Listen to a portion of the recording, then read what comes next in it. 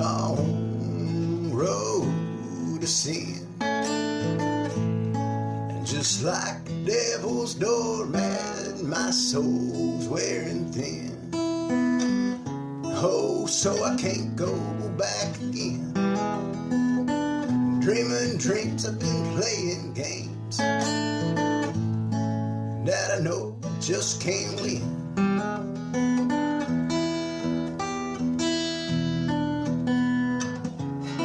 I've been down this road before, I know what's in store, I know how it ends. With broken dreams and broken... So we're on the corner of Pepper's Ferry and Vickers Switch. Now in 1800s Virginia, Pepper's Ferry was called the Great Road, and it was the road that all the pioneers would go west to the Cumberland Gap in Kentucky. It was called Pepper's Ferry because where it hit the New River, a ferry was operated by a guy called Pepper. But we're not here to talk about Pepper's Ferry Road, we're here to talk about Vickers Switch. And this is basically a story of what happens when I find a cool house and then I try to Google something to say about it. And now I spent my Friday night writing this whole thing because it got interesting. This is the town of Vickers. I couldn't find too much about it, but it's named after James H. Vickers, who lived 1833 to 1881. I found a census in 1889, and it did have a bunch of people that lived here. Different industries and everything, and there was also a coal mine that was owned by J.B. Price. Now this sits at the base of Price's Mountain, and I have done another coal town on Price's Mountain called Merrimac, which I will also put that video link in the description. But it kind of made it hard for me to find some of the history because so they just talk about the coal mining on Price's Mountain, and Merrimac was the big mine. And really, I didn't see too much about Vickers. Now, when he died, the AM&O Railroad provided a special train to bring him to the cemetery in Vickers, and then later he was moved to the Central Cemetery in Radford. The town of Vickers was also a pre-Civil War railroad stop. Now you see that brick building in the background, that's the Hornberger store, and it's listed on the National Registry of Historic Places. The town of Vickers sits directly on this railroad track. This railroad route was first surveyed in 1828 by Claudius Crozet.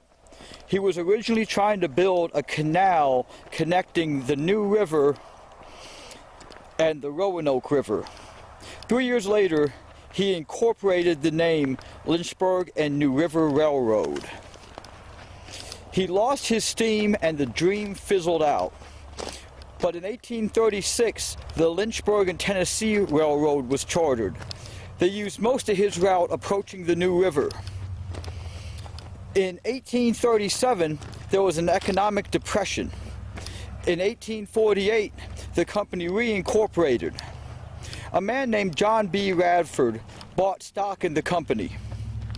In 1849, they renamed it the Virginia-Tennessee Railroad. In 1850, they brought 6,000 tons of rail and commissioned 9 locomotives to be built. June 1st, 1854, the completed line opened. The last stop on the line was called Central Depot and met the New River in between the Little River and Pepper's Ferry. Soon, a 730-foot bridge was built across the New River about a mile from the depot. Now, if you see these 2 columns here, this is actually a curved bridge. When the railway arrived in Central Depot, there was already a wealthy landowning family here called the Ingalls. This bridge was designed by Captain Billy Ingalls, who also designed the Radford Castle. So I'm going to put a link to that video in the description as well. It was called Central Depot because it was exactly halfway in between Lynchburg and Tennessee. After the railroad was built, the land in Montgomery County price increased from $5.84 an acre in 1850 to $91.30 an acre in 1860. John Radford also built a 9.5-mile branch line to Saltsville. The Virginia-Tennessee Railroad was crucial during the Civil War because it cut an east-west track along the more northern side of the South. Salt from Saltsville could be transported, lead from Wythe County mines could be shipped, as well as the coal from Montgomery County. It was crucial for the Union to win to destroy the transportation routes. Also, while the railroads could be exporting goods, they could also be importing troops, firearms, and other essential goods needed for the war effort. In 1864, the Civil War was in full swing, and the North came after the railroads. They attacked the salt mines at Saltsville, the lead mines in Wythe County. They fought the battle at Cloyd's Mountain to get into Pulaski County. In Pulaski County, they destroyed the depot in Dublin. They went south until they reached the other side of the river from Central Depot. So right about where we're standing now. They shelled Central Depot, destroying the railway bridge and the railway buildings. A second Northern force arrived. They crossed the river at the old bridge and followed the railroad into Christiansburg. In 1887, Central Depot changed its name to honor John Radford, and that's how the town of Radford got its name.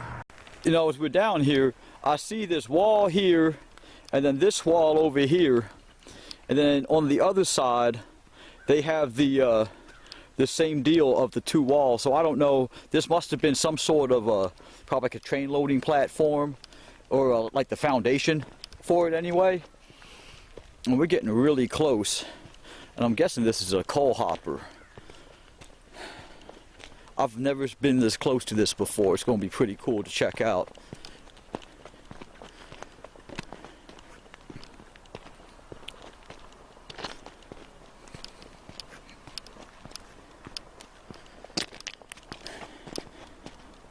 And we've got some little buildings right here along the edge of it.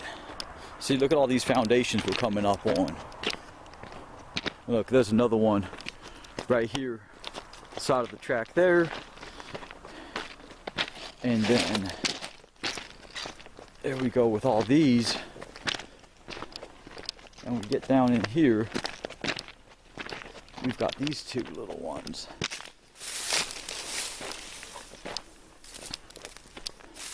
My heart has joined the 1,000, for my friend stopped running today. Huh. I was thinking that might be about the train line, but it still runs. 1951.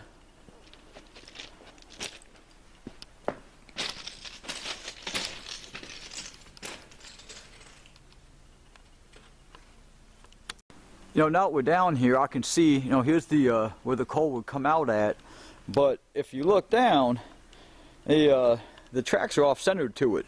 So maybe the tracks were in a different location, or maybe they had a flue or some funnel system to shift it to the side.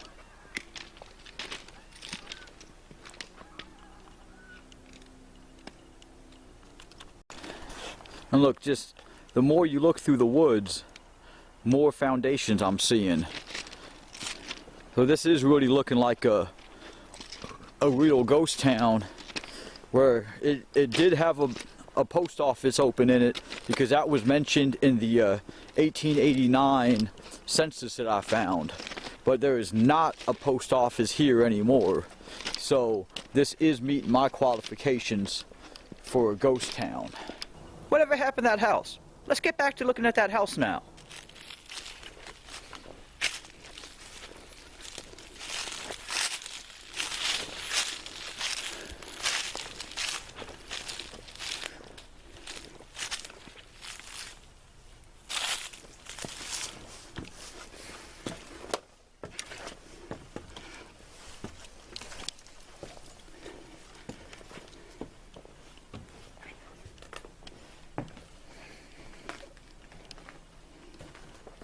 I like the old It's not too old, it's plastic, but the Apache. Look at this view. Look at it all the way up here. Just nature is just overgrowing this. Man, awesome, awesome door. Man, I love it. I love it. Let me get my flashlight out here. We can start by coming in the first room. Got this old, pretty sure this is a stove. About positive it's a Buckeye 700, and that's not a toxic waste logo. That's the flue. It don't spin. Man, I don't know what happened here. They just picked up and moved. Someone died, and it just got left this way. This really, it just always breaks my heart to see houses just with everything just left in them.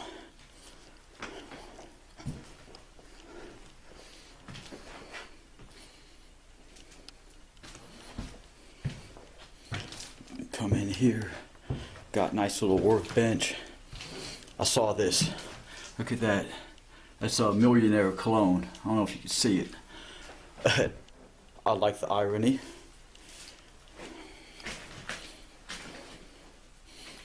Toilet brush and your strainer and another brush and everything just left like this. Sad, sad, sad, sad. Let's see. Where does this door go? It's gonna stay shut. That's what it's gonna do. Holes in the floor. Better watch out.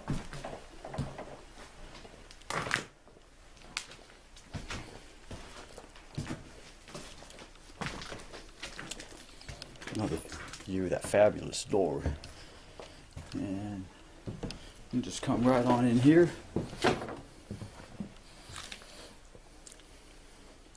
Must have been the kids' room.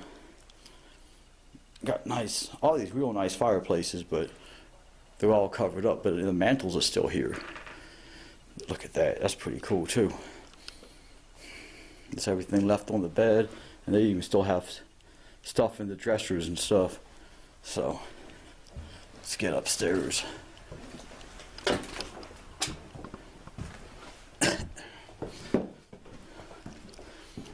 I love this banister too.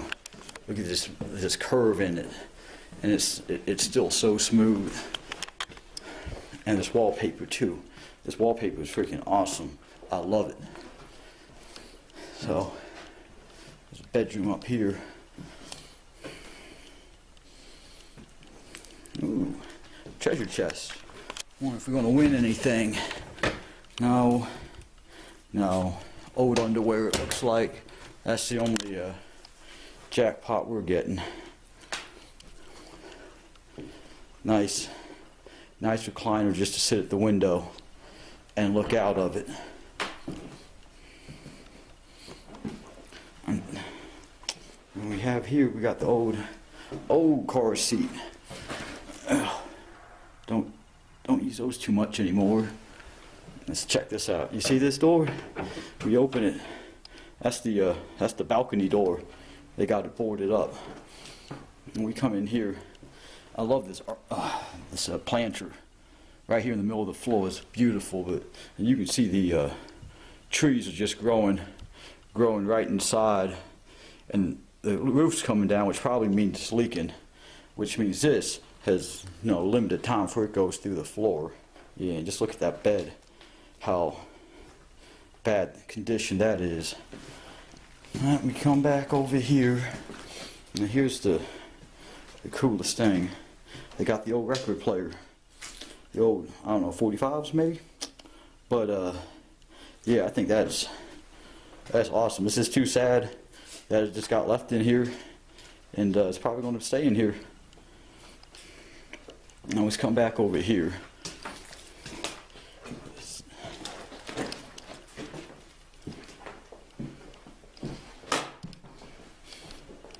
Let's go check out this door. Where does this go? Oh no. No. We can't get over. We're not going to be able to take the walkway and see these other two rooms because there is no other staircase. So it's looking like this is going to be about it. So I'm right behind that house and I found this. Now, I'm not exactly a car expert, but I'm pretty sure that's like a 50s Chevy. And got a gas tank on the roof, but that is pretty awesome looking. You can see that back window there. You see where the glass used to curve around in it. That's back when they actually made cars with a little bit of class, a little bit of style. You know what? I don't even get to look in these too often anymore. Let's see. There's not much left of it anymore, but it's pretty cool.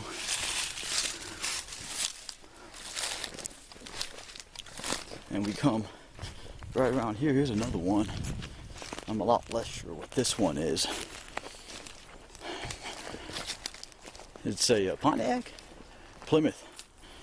That might be a Roadrunner? I don't know. It's a station wagon. But that's pretty cool too. Thanks for watching my video. If you liked it, you need to hit that like button and you need to hit that subscribe button. Don't be watching my stuff for free. You can find me on Facebook as Hood in the Woods and on Instagram as Abandoned in Appalachia. For more mountain music, check out Clovis Draper's YouTube channel. And if you look in the description box, please support me on Patreon.